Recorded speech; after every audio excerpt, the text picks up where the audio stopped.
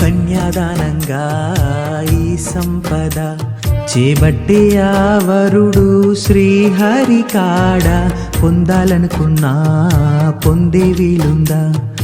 అందరికీ అందనిది సుందరి నీడ, ఇందరి చేతులు పంచిన మమత, పచ్చగా పెంచిన పూలతో నిత్యం విరిసే నందనమవగా, అందానికే అందమనిపించగా దిగి వచ్చెనో ఏమో దివి కానుక, అరుదైన చిన్నారిగా కోవెల్లో దేవేరిగా గుండెల్లో కొలు ఉండగా,